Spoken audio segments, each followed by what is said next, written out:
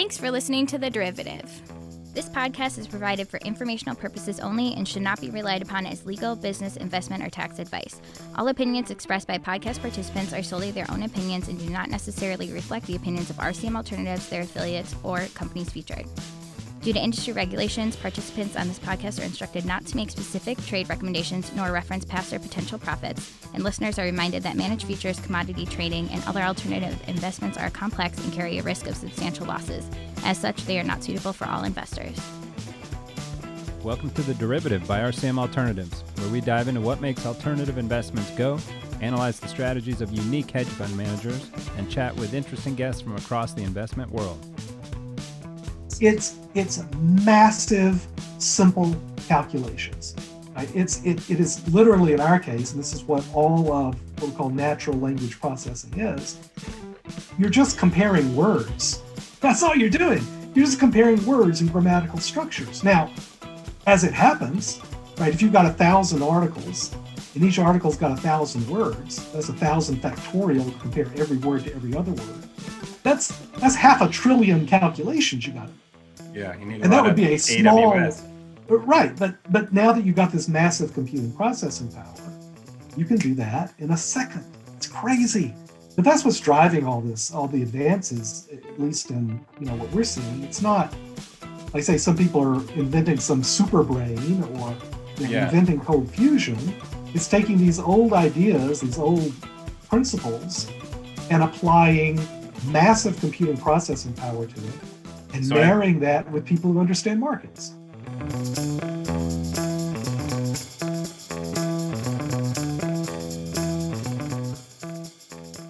Hello all, we've got one of my favorite modern philosophers on the pod today. Now, he doesn't quite call himself a philosopher or write philosophy books or teach philosophy, but there's no doubt in my mind he is a philosopher.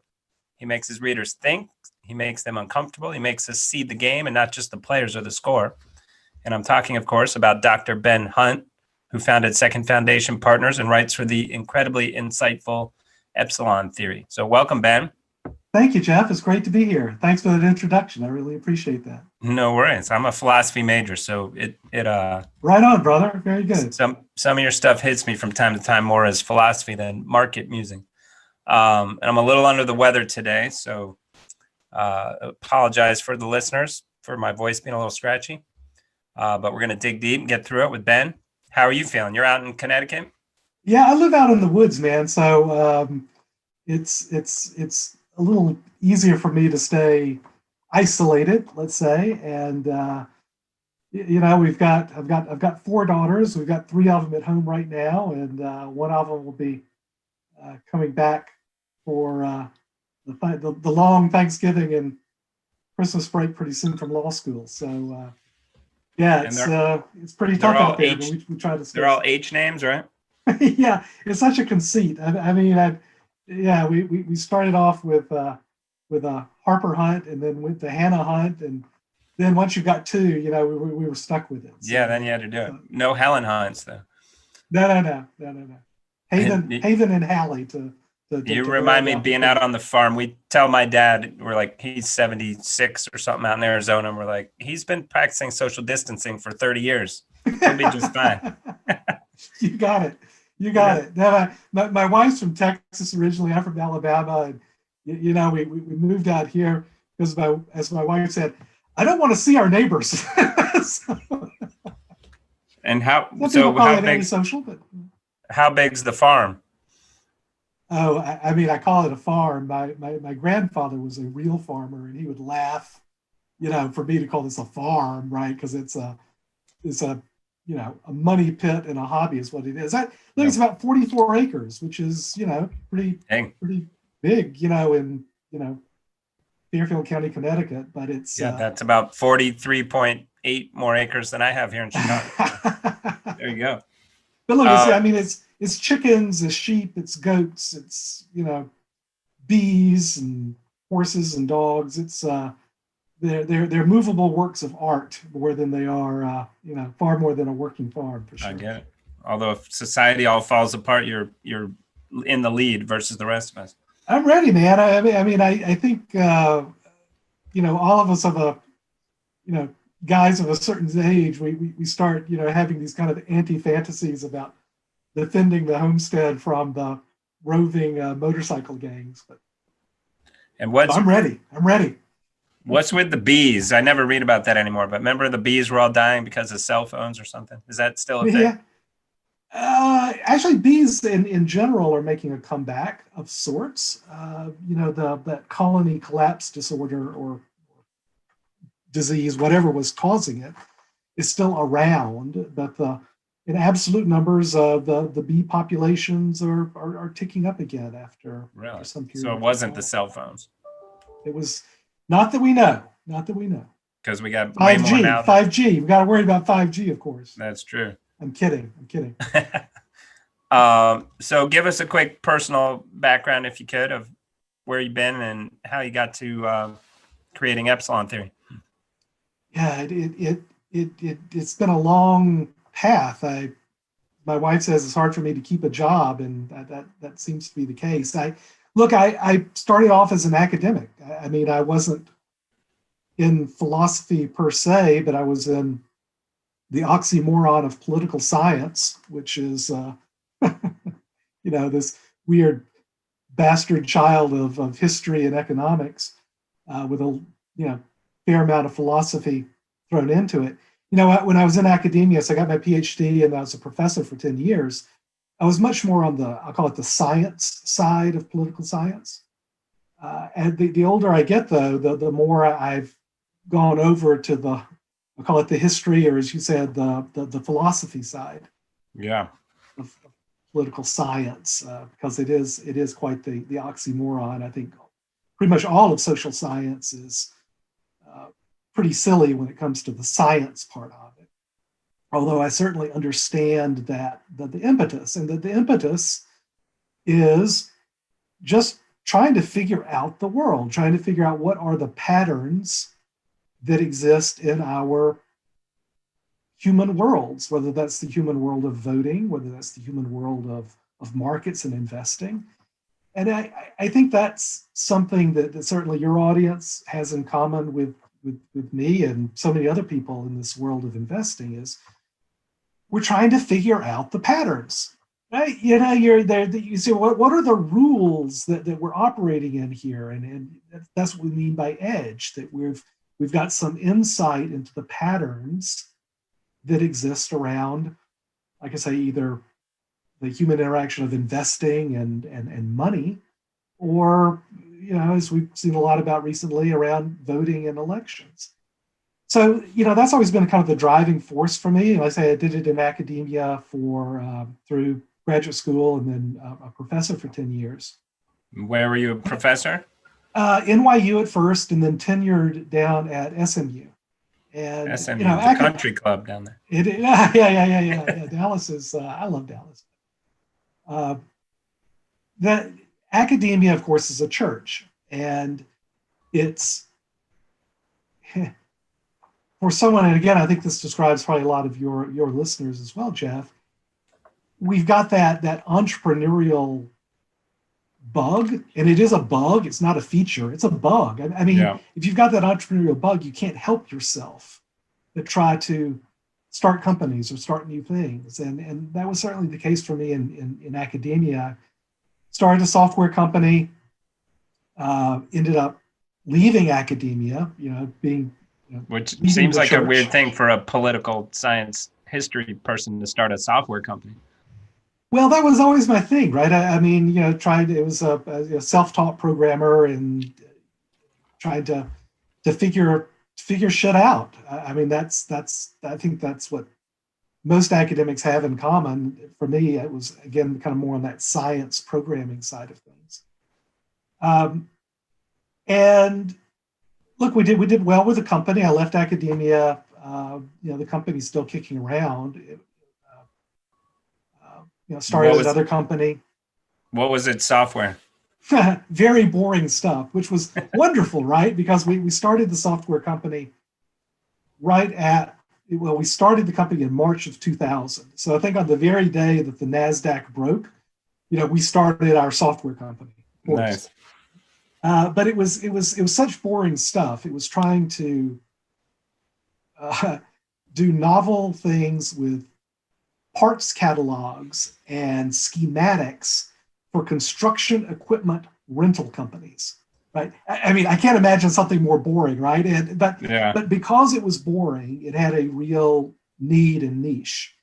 And the actual guts of the software were what I had always worked in for academia, and actually now have driven my investment career and now Epsilon Theory. And that's simply this: trying to turn what we'll call unstructured data, the words that we read, the conversations that we hear, in this case, the drawings that exist on paper for a cat, backhoe loader, right? Yeah. And turn that into something that we can actually extract meaning from, where we can see those rules and those patterns. So that was, the software to do it, and we did well with the company, but I just couldn't imagine spending the rest of my life looking at schematics of construction equipment. Caterpillar parts. Exactly. So sold my stake in the company and left to do some venture capital investing, some private equity work. A buddy of mine was working at a long-only asset manager, money manager here in Connecticut. He said, look, we're always talking about companies and about patterns and trying to figure out, how things work, how games work. Why don't you come, work with me? We're going to start up a long-short equity fund, employee money inside this fund, which ended up being like $10 million, which was like, are you crazy? That's what the employees put in. It's like, nuts.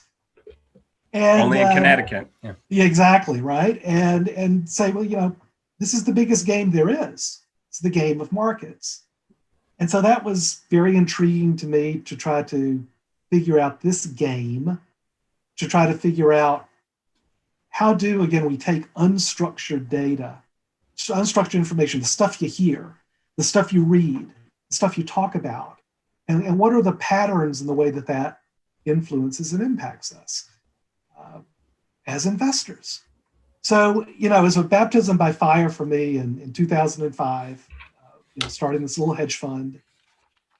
And we did really well. I mean, look, there are certain periods in the world where I think an outsider's perspective can be really useful. And this was definitely an outsider's perspective, right? I didn't come out of Wall Street. I didn't come out of that flow of information of buy.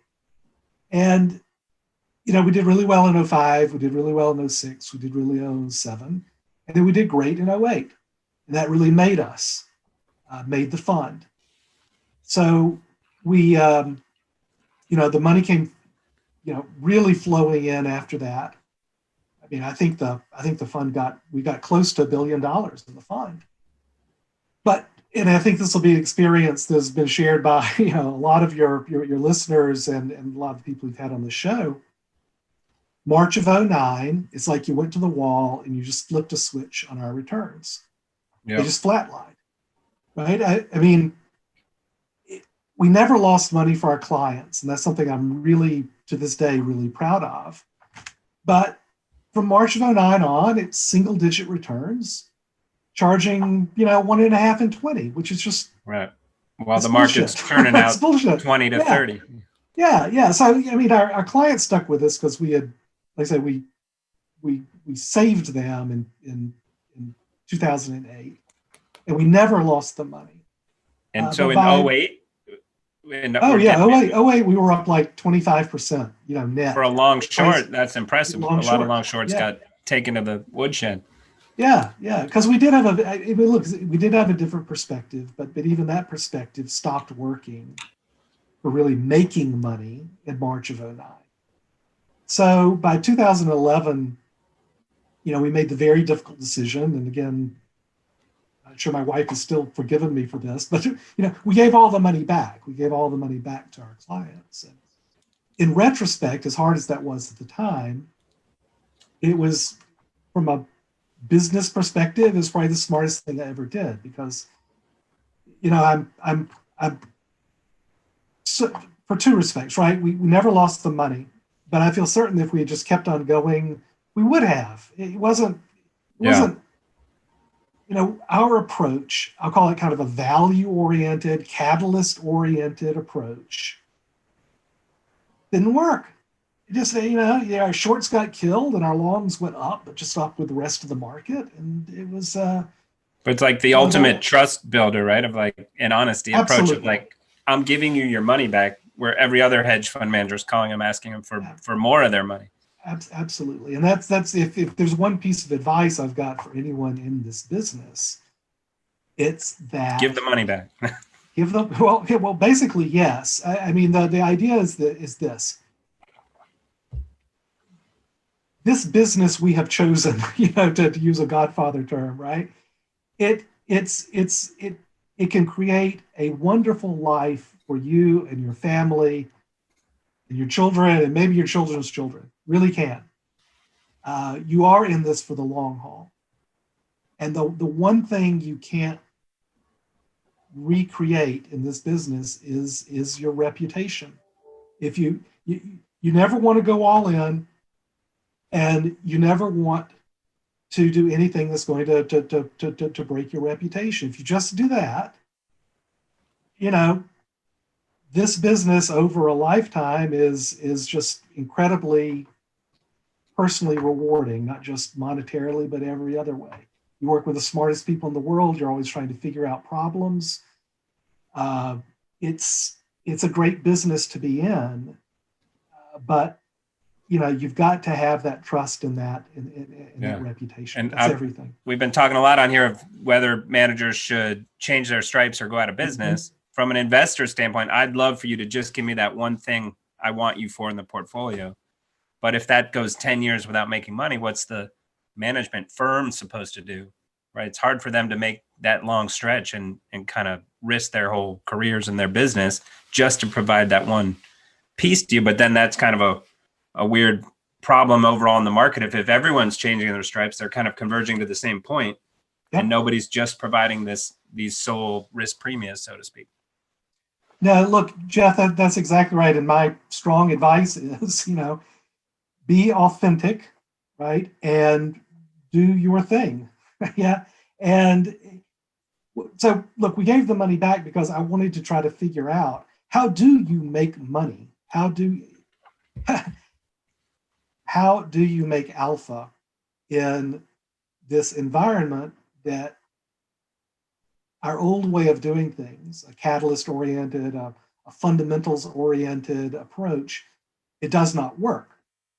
I mean, it is. It's funny. I go around talking to people, people whose names right? That say, I don't know, Dan Struckenmiller, right?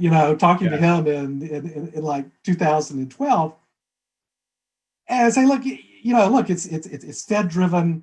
It's the fundamentals don't work. Another guy, let's say his last name is Luperman. Same thing. So Luperman and Struckenmiller, I'm having these conversations in 2012, and they're going, no. This is an organic, economic recovery. It's fundamentals. We're going to be great.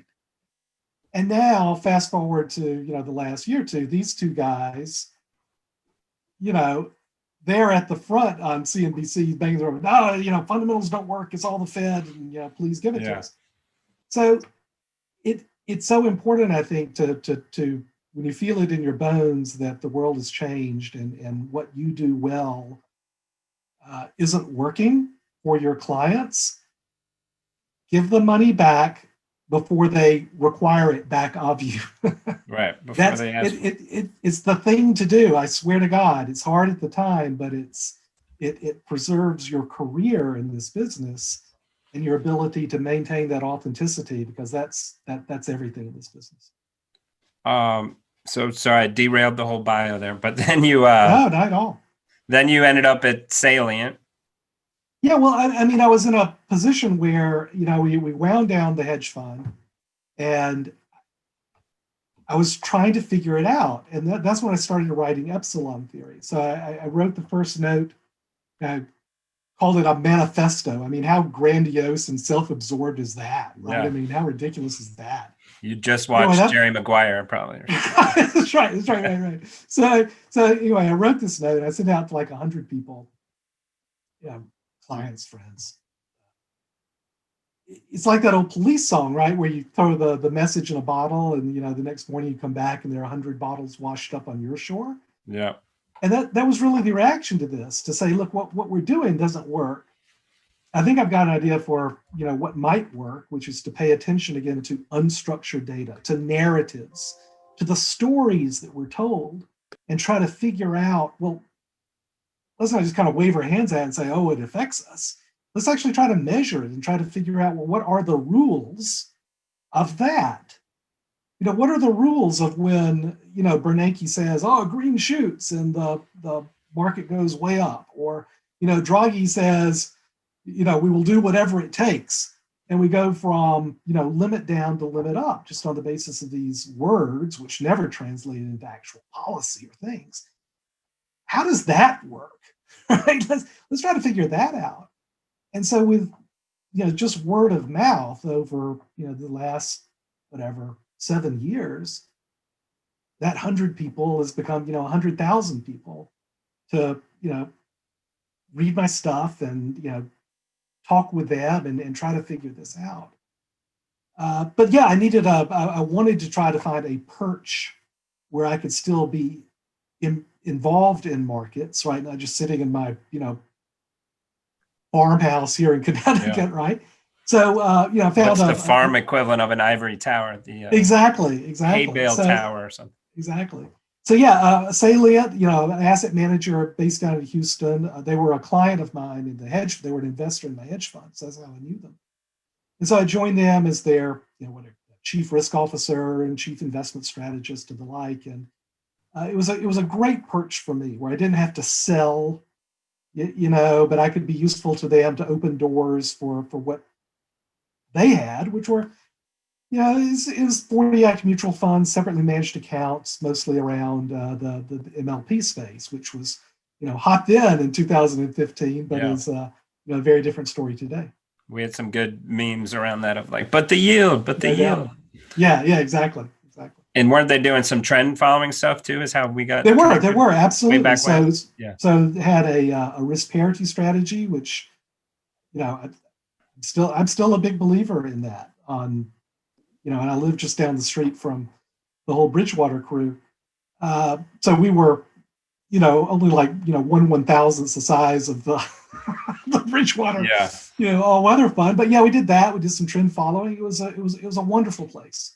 But when my partners there at Salient, we left, we spun out in summer of 2018, so 2 years ago, to start Second Foundation Partners, where, look, again, this is something that I think a lot of your listeners, and probably you too, have some experience with this.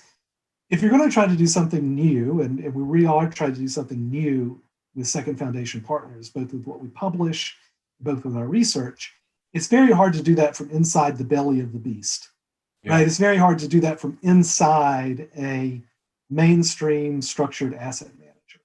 So, we had a very, extremely amicable spin out.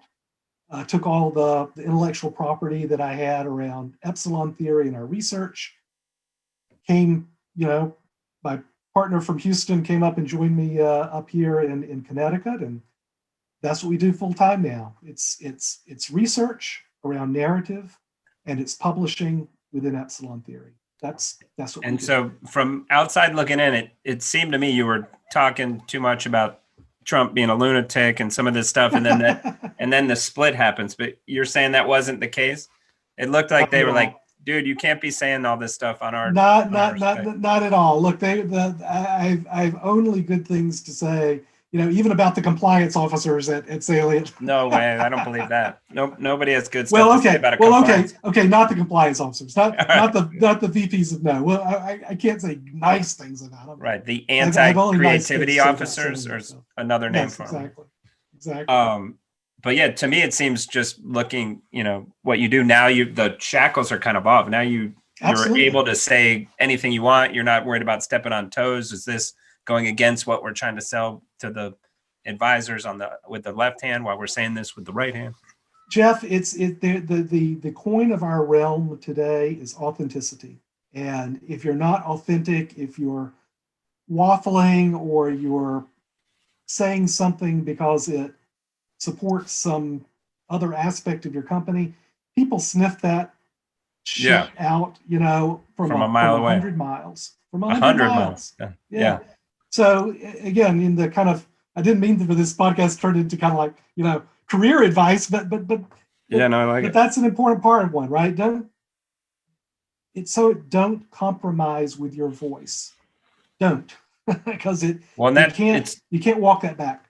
It's a little bit of a weird side effect of the digital economy that authenticity has become more important, right? You'd think it actually would be less important in a digital economy. You could kind of just trade, digital assets with each other, but it seems it's become more important. It has. And what I find, Jeff, is that so many people in this business, they confuse themselves for their seat, right? Yeah. So they're the PM of blah, blah, blah, or they're the, a managing partner at blah, blah, blah. And they have a seat, and that seat commands respect. That seat commands people saying, "Oh, that's very interesting what you have to say." Right? That's very interesting what you have to say. Yeah. And it's human nature. It's what we do, right? But we start to confuse our seat with ourselves, and we start to think, "Oh, what I have to say, no matter how banal and self-serving and corporate serving it is, people find that very interesting." Yeah.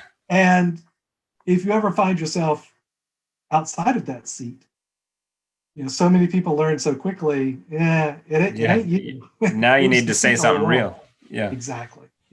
And if you haven't been saying something real the whole time through, come on. It's hard to people say, "Oh yeah, now you've got something interesting and truthful to say." Now you gotta keep that authenticity and keep that integrity throughout.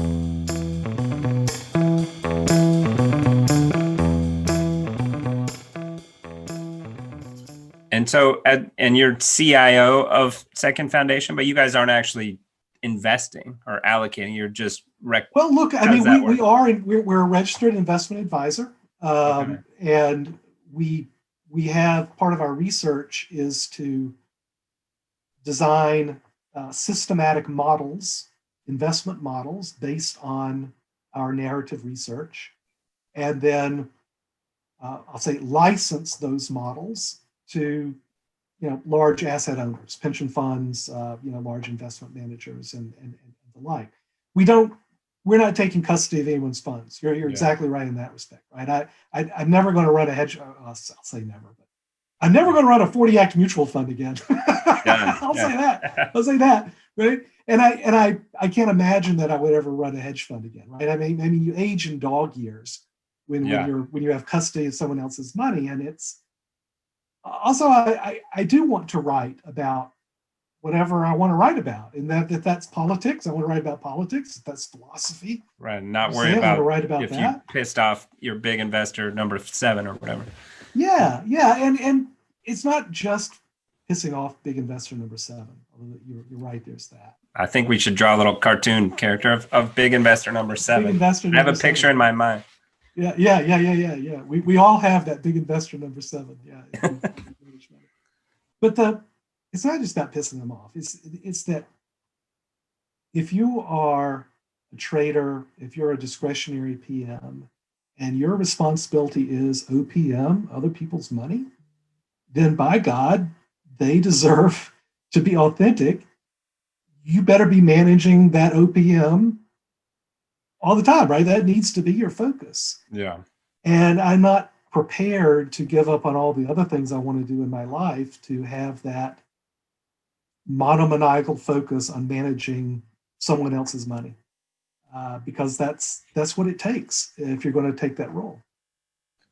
And so are these other firms are using it as just as one input out of many, and then they may use it as a trade, they may not use it as a trade? Well, it can work that way. What we've done, we've partnered actually with UBS to bring this as an investable index. Oh, wow. And it's it's the sort of thing where it's a sector rotation strategy essentially for the S&P 500, where instead of doing your monthly rebalancing on some fundamental or other factor, we think we've identified a narrative factor. It's purely behavioral, right? It has zero to do with fundamentals on anything. Yeah. But what I think we can now measure and put into a strategy where you can really see it working is what I'll describe it as the business of Wall Street. And the business of Wall Street is to sell you a story. That's what Wall Street does. That's what a multiple is. A multiple is a story, right? And that's what the street does. Everything about the sell side is to sell. I call it the investing industrial complex, like the military and industrial complex is the right. Yeah, well, think about what's going right now. What do you see? Everyone's banging the table right now. It's cyclicals. Let's buy cyclicals, right? Or they got to buy the XLI. And a week, or a month ago, it's it's got to be tech, right? So it works well with the sector rotation strategy because most of the narratives that you get on a daily basis from CNBC and all your sell side analysts are focused on sectors. Buy financials. Oh, it's really time to buy financials now. We got a steepening yield curve, right? And that story will last. Typically, these narratives, these sector-based narratives, they've got a life cycle of about 3 months, right? So you've got about a month where they start beating the drum. You got a month of high energy drum beating, and then it tails off, and you've got another narrative that takes its place, right? So it's like this sine wave of sector narratives that are. This is what you see when you start looking at the world through this lens of narrative. And we'll put a link to some of those narrative clouds because those are super cool that you have out on this. Yeah. And those are visualizations, but what we think we found, and again, this is my academic research 30 freaking years ago. So it's not like we've invented cold fusion or something, but the real difference today is that we've got it's big data. So everything that everyone writes or says or speaks, I can have access to immediately. And more importantly, it's called big compute.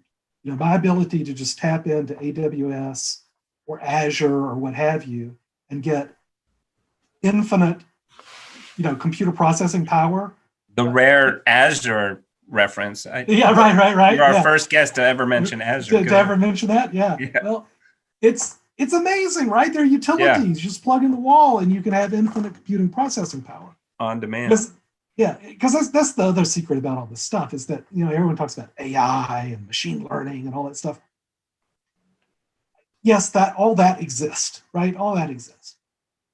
But so much of that is marketing alpha. So much of, for example, what we do in our research, it's not AI, right? It's not machine learning. AP, like automation processes.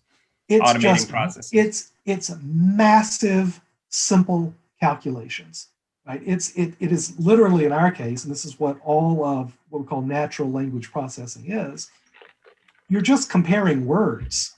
That's all you're doing. You're just comparing words and grammatical structures. Now, as it happens, right, if you've got 1,000 articles, and each article's got 1,000 words, that's 1,000 factorial to compare every word to every other word. That's 500 billion calculations you got to make. Yeah, you need and that would be a small. AWS. Right, but now that you've got this massive computing processing power, you can do that in a second. It's crazy. But that's what's driving all the advances, at least in what we're seeing. It's not, like say, some people are inventing some super brain or inventing cold fusion. It's taking these old ideas, these old principles, and applying massive computing processing power to it and marrying that with people who understand markets. So I got a few questions on that. One, you wrote a great piece. The market is a bonfire. Yeah. right? Not a clockwork machine, but it sounds like you're kind of saying like, no, we can model certain things and do. No. I mean, I'm. This is what a bonfire. So let's go back a little second. I'll step back and use another example. So the biggest computers in the world today, I guess certainly the top 2 U.S. supercomputers, essentially have one job. So they do all their flops on trying to do one thing, and that is to simulate nuclear bomb explosions. Right? That's what's driven really all of supercomputer research in this country, at least the Whopper, the last 20 years. Is yeah, that's right. Can you simulate instead of actually testing a hydrogen bomb underground? Can we test it by simulating it on a supercomputer? But here's the thing: that's a simulation. It's not a model. It's not a predict. What these simulations do, and the reason you need such massive computing processing power, is it really is exactly like simulating a bonfire. You're not saying, oh, I have the algorithm for how the market works, or I have the algorithm for how a bonfire works. No, you say, I have the rules for how a molecule combusts, right? I have the micro rule for how a word is spoken and then other words are spoken. I can observe, but I'm not going to pretend that I have a model that can just predict for me. Because look, a model, you don't need a lot of computing processing power. For a simulation, though, you need massive computing processing power. This is why I like to say, we're not predicting, we're observing. And with enough computing processing power, you can observe both in closer and smaller time increments, and time increments a little bit farther out, a little bit farther out, a little bit farther out. It's not, again, it's a totally different approach than trying to say, oh, I'm going to predict this because I'm some super genius and I come up with this super brain and this super algorithm. It's, no, I've got some pretty basic ideas about how the world works, but I've got this amazing now computer technology at my fingertips to collect all that information and process it so I can see the world in a totally different way, in a different wavelength than I was able to see it before. And what some of these quote unquote AI hedge funds are kind of building what they would consider a simulation, and their simulation says the market's going to do X tomorrow. So where do you square that? Of like, is that a prediction, or is that right? They're kind of basing tomorrow's trade off the simulation of what? Well, no. What I think you see most often with, like, let's say a 2 sigma approach, right? And how they're looking at some sort of stat arb, So what they're looking at, though, are these microscopically small, I'll call it anomalies, that they know that these anomalies are going to be mean reverting. And so if you can apply that computing processing power to both see these events and this information at tinier and tinier scale and at faster and faster speeds, you can find these call it a spark in the bonfire that you can capture and try to make a little bit of money out of it. But that's the whole notion of stat arb, right? Is that you're looking at what I'd like to call this kind of fast twitch simulations. What I'm looking at, and this is so in that example, you don't need to know the whole bonfire. You're just trying to find one spark. Correct. That's exactly right. So, it really is a very different perspective to the way you're looking at the market. It's very different from the machine analogy, right, that Ray Dalio uses, the clockwork analogy, where you don't need a supercomputer to figure out or to predict what is going to happen in your clockwork an hour from now or 10 hours from now. But you can't do that with a bonfire, right? So either you look at very small events in great detail and try to capitalize on that, stat arb, fast twitch stat arb, or if what you're looking at are, I'll call it slower twitch movements, and that's how narrative moves. Narrative doesn't move, like that. It takes time. This is the social dynamic of what we call the common knowledge game, for narratives to permeate like a virus, like a meme through a population. But those rules, you analyze it in a lot of detail, and you can try to get ahead of it. That's what we're trying to do. And I think you just hit on it with what you were saying there. But when you first talked about it, my brain went to these hedge funds that were in the news of scraping Twitter and getting sentiment scores and that kind of thing. So it differs from that in that you're not necessarily grabbing individual name sentiment, but instead what's the common knowledge? I'm so glad you brought that up, Jeff, because if again, kind of these kind of one-liners on this, sentiment doesn't work, right? If you're talking to someone and say, oh, we've got a great, market beating approach because we measure the sentiment of people saying about this. I mean, I've been doing this for 30 years. I'm going to run away from that. I'm going to absolutely run away from that. Where sentiment can be useful, I'll say, is in extremely, fast twitch stat arb, right? So if you want to do a sentiment analysis, and look, there are research firms that do wonderful work on sentiment. That's not what I'm saying. I'm not calling into question the quality of the work. Yeah. What I'm saying is that linking that to something that you can invest in, actual behaviors of markets, that's where it falls apart. Yeah, and all those funds that were in the news, you don't hear about them anymore. You don't, because I'm telling you, it doesn't work.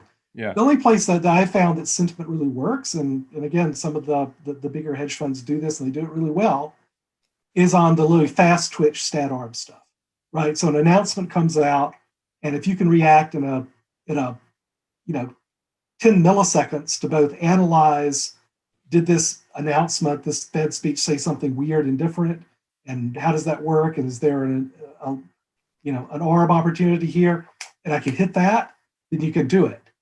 Beyond that, for us, I'll call it mere mortals who are kind of investing on a time frame of days or weeks or months, sentiment ain't it. What is it, I believe, very strongly, is what I would describe as the structure of narrative, right? It's not, oh, is this word a good word or is that word a bad word? No, it's what are the patterns of language that are emerging here? What are the shared language, the same linguistic terms that it really is like a virus? I mean, you can see it like spread in, among, everyone who writes on the sell side or on CNBC or the like. That's what you're trying to pick up, right? You're trying to pick up the structural changes, and not the sentiment of the word. And the word could even mean different things at different times, right? Like that's when you see the unemployment report of like, are we hoping for more or less this month? I can't remember. Like, what's the game this month? Exactly right, Jeff. That confuses a lot of people. Like, hold on, there was bad news and the market went up. I thought bad news was bad. Yep. It all depends on what that link is with the structure of the narrative. And that's what we're focused on, is trying to understand structure, not sentiment. And do you think it's like a self-fulfilling prophecy that structure's there, or are there actual players that are making it right? So if unemployment number comes out bad and the market goes up, are the players already know that in advance, or is it, are they linked players or are they unlinked? I guess I'm saying. So it's not a grand conspiracy thing, right? I'll distinguish between what I like to call macro narratives and micro narratives. So a micro narrative is going to be a narrative around a specific company, a sector, right? It's like, and it's not that every sell-side firm gets together and say, hey, let's start pushing, financials. Let's start making the table. We got to buy financials. Now, what happens is you have, as with anything else, you've got narrative entrepreneurs, right? You got a sell-side analyst. He's got an idea. It says, I'll write this note about, financials. And I'm trying to say something interesting or new, but basically I'm saying buy financials. And maybe he'll use a turn of phrase, he'll use a word where, well, that kind of clicks with people. You know, his desk says, we got some flows on this report you wrote. And then some other, zero hedge will pick it up and says, oh, this report's really kind of making a deal, right? And then other people, that's how this spreads. And then the language spreads. It's a very different business model on the street today than it was, you call it, certainly in the 2000s, right? Where you had an axe on a stock or a sector. And so, whatever, Henry Blodgett said about tech stocks, right? That would move markets. It doesn't work that way, right? Because anymore, both because what Blodgett was doing was illegal, right? Yeah. There's that, right? But then when the street had to separate its investment banking from its research functions, what, you're going to pay, Henry Blodgett $3 million a year? No, there's no more star system where your research guys can drive banking business. So what you have now in the sell side is they're basically sweatshops, right? Where you're paid a fraction of what Blodgett was making because there are no more stars on sell side research. Instead, the idea is you just got to crank it out. You just got to crank out the stories. But what I can see where you had the IPO, right? And you want to get the IPO bid up. But once the stock's public, why are they in the game of trying to make that stock go up? Oh, trading volume. Well, it's a story. It's a story that generates volume, right? Because that's now how the research side gets paid. They can't get paid on the banking business directly. They get paid on flow, on volume. So if you're a sell side analyst, that's your job. But right, so they have inventory of that stock that they want to turn over? Well, no, it's not that they've got the inventory that they're like some prop desk, right? That they're creating this story to make their inventory worth more. It's that, this is what supports the sell side today, or the research side. It's selling, it's trading volume. That's what does it. Right, but to me, it's almost like, why go to every sector? You could just be like, just have one research analyst on Apple or something, right? Like, well, but see, that's exactly what's happened, Jeff. So on the research side, why are we going to have an industrials analyst when these industrial stocks trade like death? Even if they're they're a large cap industrial, and we do like 10,000 shares a day, right? We're going to pay this guy to cover the industrials? No. What we're going to do is we're going to have 5 guys cover story stocks. We're going to have them cover consumer discretionary. We're going to have them cover tech. We'll have them cover media, TMT, right? The old TMT stocks plus, some consumer discretionary like Tesla. Yeah.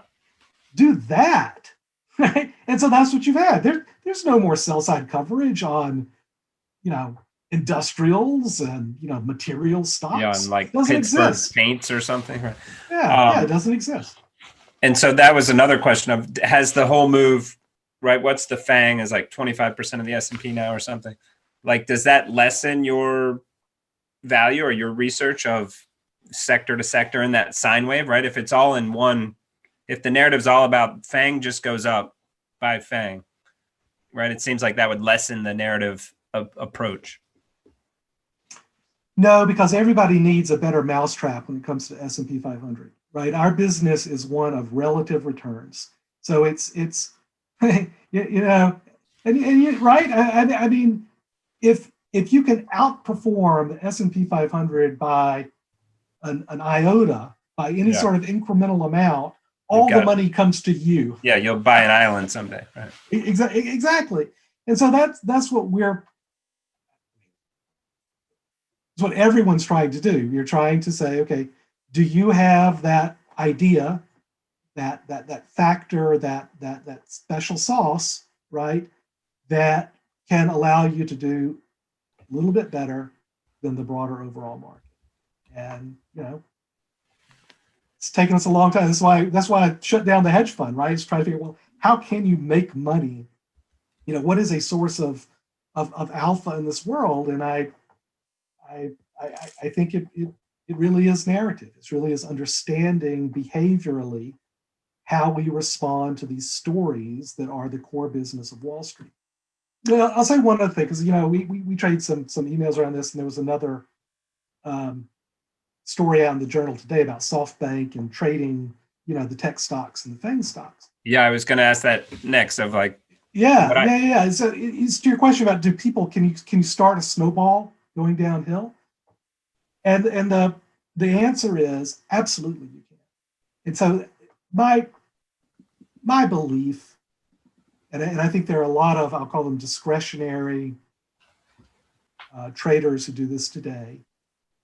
They've figured out that this is a market. It doesn't run on fundamentals. It runs on narrative. It runs on a story you can tell.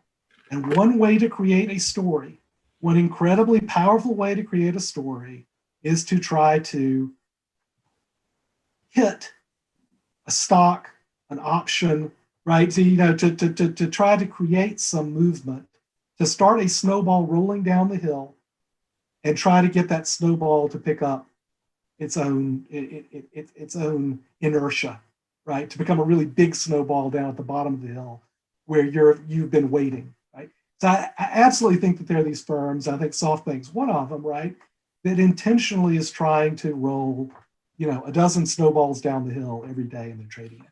Or even up the hill, right? So I think, up the hill, right? Yeah.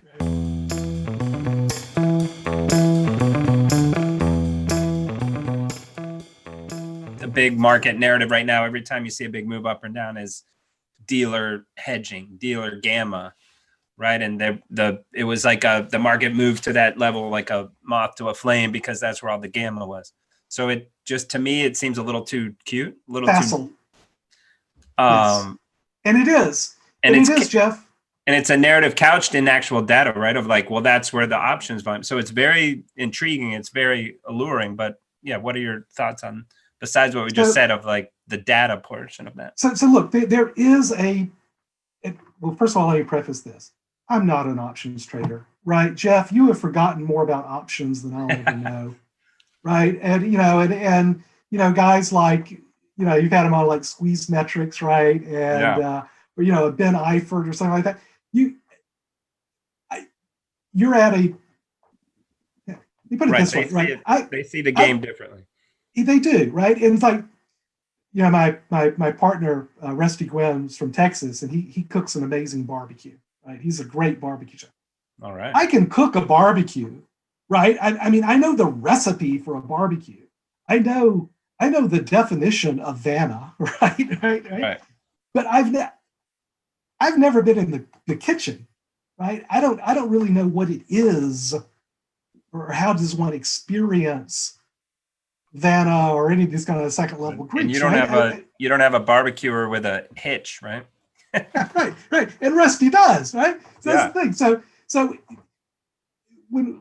anytime I'm going to be talking about kind of options markets, right?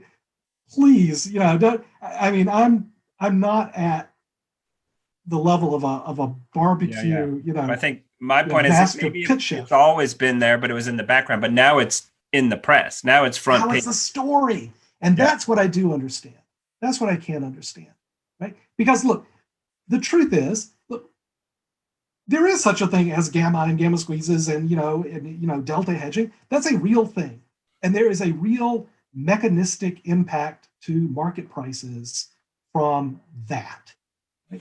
But your point's exactly right, Jeff. That alone, just I'll call it the mechanistic impact of delta hedging and gamma hedging and the like. That's nowhere near the driver of this, right? The driver of this is, in large part, I think, the story, the mythology, the legend that comes up around that. Right? It's very similar. I was poking fun at Stan Druckenmiller and Lee Cooperman earlier for Friday's conversation in 2012, but it's very similar to what the Fed, the impact of QE in the Fed. There's a mechanistic impact of the Fed's purchases, right? There is. Right. There is what the Fed buys drives up the price and down the yield of the fixed income securities that they're buying, the treasuries or the MBS or whatever they're buying. There's that mechanistic impact. And the science or the math is it's become a lesser and lesser effect. Right? Exactly. And yet the story that the Fed's got your back, that the Fed's actions and their liquidity are responsible for everything that happens in market world, that story everyone's a believer, right? Right, as strong as it's ever been. Exactly. And that is what has the impact. It's the story and the acceptance of the story. So I'm guilty of that personally back in 9, 10, and like I didn't want to get back in the market. All this debt, all this yada, yada, yada. But the common knowledge was the Fed has your back. Borrow as much as possible, plow it into stocks. Levered long, baby, levered long, right? And that is what worked, right? And so it's what George Soros used to call about reflexivity, right? That price is itself a narrative and a story. So, what Soros was writing about was that it's at the core of, call it of momentum, of the behavioral aspect of momentum or aspect of momentum trading, right? Is that price itself becomes a story and a narrative. And so higher prices beget higher prices. Yeah.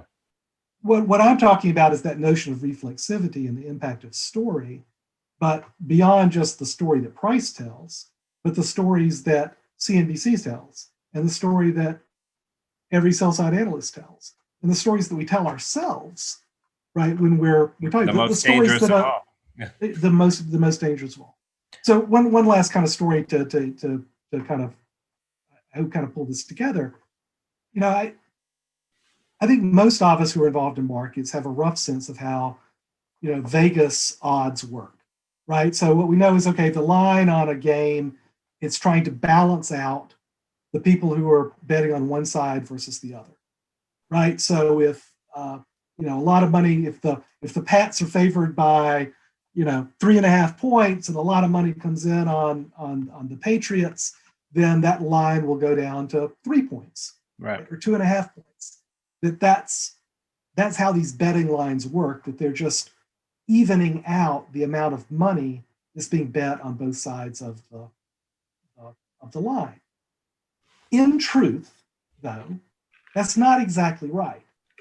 So with one of these, a big, Vegas, bookmaker, $100 that comes in from a guy who's a consistent 60% winner, that's going to move the line a hell of a lot more than $1,000 coming in from Joe Blow. Right. It's not just this mechanistic, we have to balance the money on one side versus another. If you're on a desk and you're basically setting the line, right, with your prices that you're bidding, asking and taking, right? Big order comes in from smart money, the what's his name, who was the head of prop trades at Deutsche Bank, who then goes over and runs, SoftBank's new, trading edifice, right? That money that comes in from him, it's going to move the market, even in this mechanistic sense, more than, here are the flows from Robinhood, right? Right. Both are impactful, but I'd love to see how Robinhood blew up in your maps. I'm sure it became it's enormous, right? And it's this kind of gamification of level up and start trading options. That's right. Literally something you get on Robinhood. You got the options badge now. Yeah. You get a new badge. You get badging. So, that's a whole nother conversation about the way we use story and narratives, story arcs to advance our commercial purposes. But all I'm saying right now is that if you're the guy running SoftBank's massive day trading operation, a couple of things. That you can move the line through your peppering with bets, particularly in the options market. You will have outsized impact beyond just the mechanistic impact that you have. But more importantly, you have the ability to create a story. Yeah. You tell you don't keep it a secret from the trading desk that you're BSD at SoftBank and you're making this bet, you want them to know who you are. Right? Yeah. Because they're going to tell their other guy who tells someone else who tells someone else. That's how you get these snowballs rolling downhill. That is absolutely a successful trading strategy these days. And it's absolutely what I think the most successful traders do. And I'm always like, how many E-minis does the China sell before they say the trade talks are off, right? Like 100 million worth, a billion worth? For sure, that kind of thing's going on. For sure. So we covered a lot there, but so what are the narratives right now that you're saying? And maybe we could focus, you mentioned the Fed. To me, that's the mother of all narrative switches. As soon as that narrative switches from the Fed's always got your back, if it ever will, right? That's a sea change. Yeah. Look, that's the only narrative break that I can ever see resulting in a real, meaning lasting more than 2 weeks, bear market in the S&P 500, right? I mean, yes, if a plague hits, we can have a bear market for 2 weeks, and then and 2 weeks later it's gone. But if that Fed narrative breaks, then that's the story that changes everything. So you have to think, well, what could possibly break that narrative? And the only thing I can see that breaks that narrative is if you get the long end of the curve moving up because you've got real persistent inflation. Even then, I think the Fed's going to say, oh, we're going to pull a Japan and we're going to try to do yield curve control. And we're going to go out and we're going to buy all the debt, right? Yeah. that the treasuries put out there.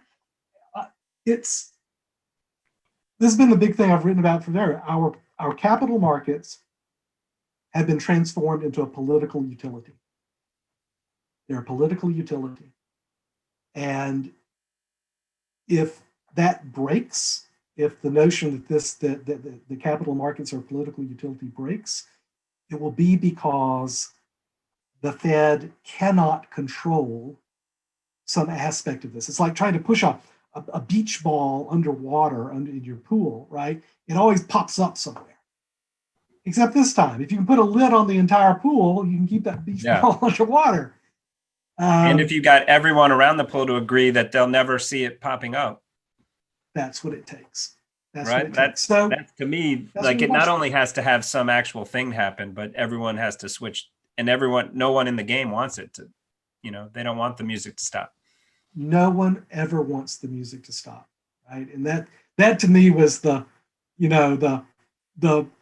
chef's kiss, right, of Lee Cooperman and Stan Druckenmiller when at the at the end of what it was 2019, right? On Christmas Day, Druckenmiller says, "Oh, save us, Stan! How can you possibly be loosening rates? You have to or tightening rate. You got to save us here." And it's just like, come on, guys. I mean, have you no shame? But now everyone just go beg at the Fed, and they'll give it to you. They'll give it to you because that's what our political stability rests on. I hear you.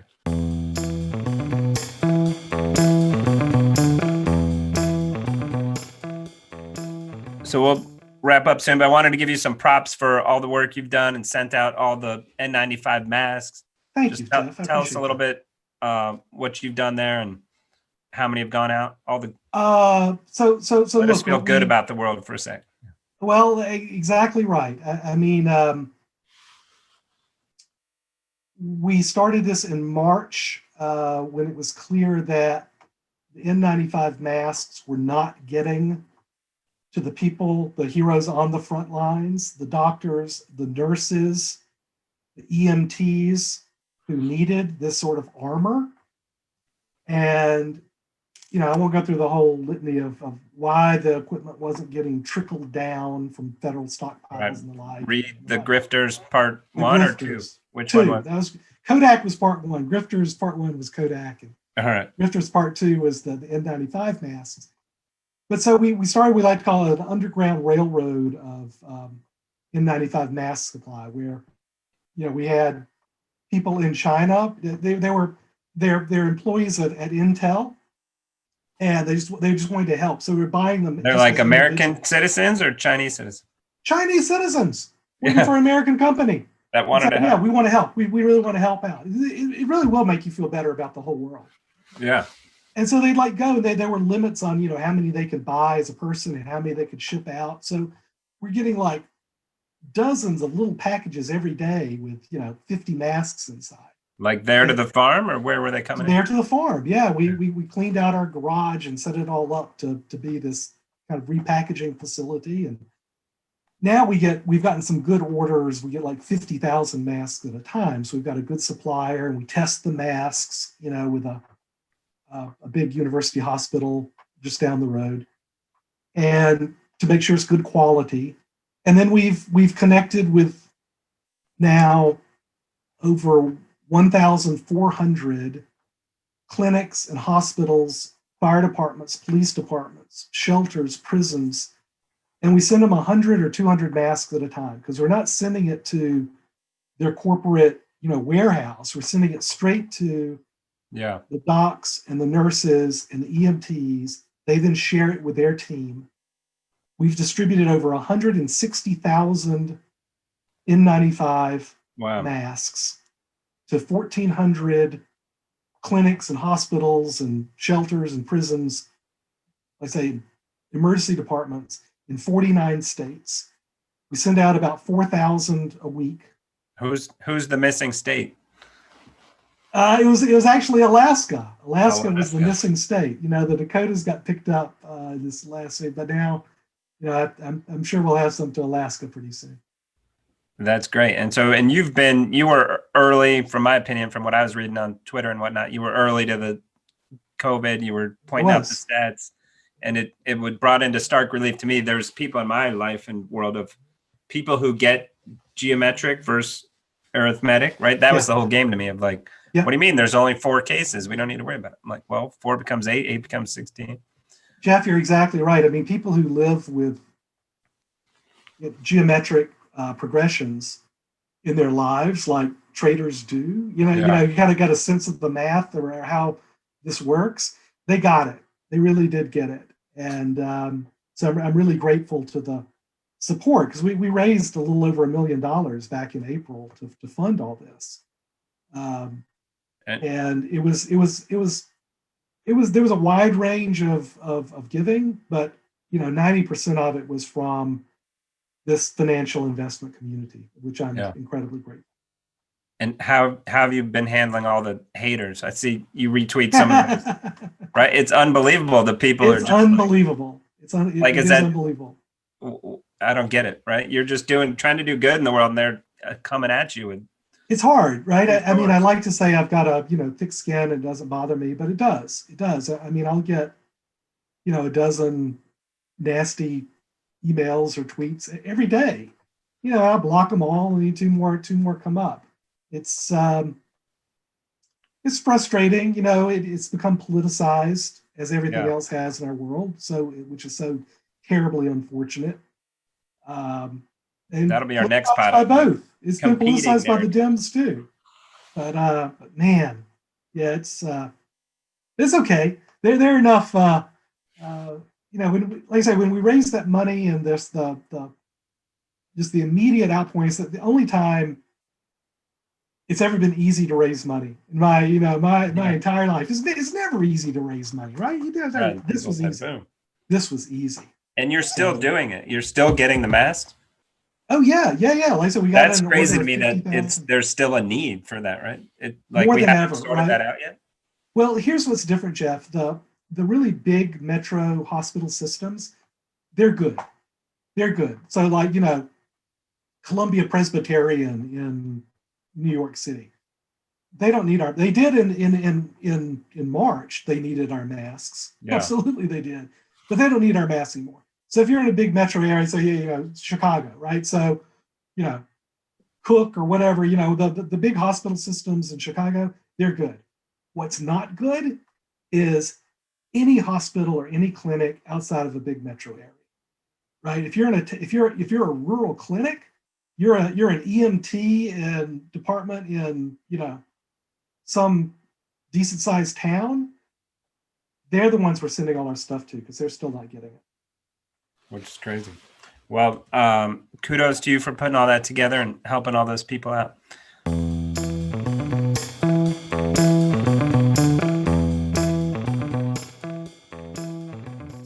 All right, we'll go into our favorites. I got a million other things to ask you, but we'll save it. We'll have you back on another time and talk through statistical predictions and raccoons and coyotes and all that good stuff. You got it, brother. Anytime. But we end with some rapid fire favorites, all our pods. So I'll ask you some favorite animal on your farm. Oh, definitely the goats. No question about it. The goat. Do you have like the ramps and all that stuff for them? We have some, but they don't need it. Goats are the most fun-loving, generous, kind creatures you can imagine. They are the opposite of chickens and sheep, who I can't stand because they're incredibly selfish. I actually went to a goat cheese place last Thanksgiving in Wisconsin near my wife's aunt's house. We went there and you see the goats getting milked and have some goat cheese appetizers and whatnot. It was nice. We've never done the goat milking stuff because, of course, you have to get the goat has to be pregnant and has to have a baby to do that. And to get pregnant, you've got to bring in a billy goat. And those male goats, they are the worst creatures in the world. Okay. They're the worst. I noticed at this facility, they're milking bearded. There's bearded female goats. Absolutely. Yeah. They have horns too. Yeah. Yeah. And horns. Favorite Bama football team, favorite year. 1972, because I was 8 years old, and whatever your football team is when you're 8 years old is your favorite. All right. Johnny Musso. Who was on that team? Johnny Musso. I'm sure you know. Well, of course you know. Yeah. I don't know who that is. I thought you were going to go with like Derrick Henry and one of these. Oh yeah, no. Every era's got some faves, and but it's hard, at least publicly, to root for Alabama today. It's like maybe not this year, but it's like rooting for the Patriots, right? I mean, they're like the Death Star. So it's like rooting for the Death Star, but like my grandfather played there, my uncle played there. Oh really? I grew up in the Church of Bear Bryant, so I come by it honestly. I'm not a Bama fan come lately. The favorite comic book. So currently I like anything that Tom King does. So he wrote the series, the Vision series, right? He did a series Miracle Man. He's got a new thing coming out. I like anything by Tom King kind of recently. Of course I grew up with the Sandman and Neil Gaiman, so I've that whole genre, but and how do you I just love comics. I get I've never been really a comic. Every Wednesday you go to your local comic store and get them all. And how do you get all your pop culture into your writings? That just pops in your head, or you research it, or what? Well, the older pop culture, you've got IMDb now to get all your quotes, and you've got Goodreads to get all your quotes from books. So that's my dirty little secret on the older pop culture. And pop culture today, I've got 4 daughters between the ages of 16 and 23, so I'm pretty well covered there. All right. And then lastly, we end with everyone's favorite Star Wars character. Well, that's a good one. I mean, can we do the Mandalorian? I mean, is that okay now, Sure. or do I have to go from the canon? No, you can come modern. You can go classic. I mean, how can you not like the Mandalorian as your favorite character these days? Right. I mean, He's a stud. it's I was going to say it's the single best thing to happen in a long time, but I'm kind of thinking the Mandalorian may be the best thing that ever happened to the It is. It's like a spaghetti Western with the right. Right on. Right on. I'm wondering if that actor is like, dude, you're paying me all this money, but can I take my helmet off once or twice? I think he's pretty happy. I'm sure he's pretty happy. Definitely. All right, Ben. Well, this has been fun. We'll put in the show notes how to get a hold of you and where to sign up for all your good stuff and donate for the masks if people want. And fantastic. Yeah, thanks very much. Thank you.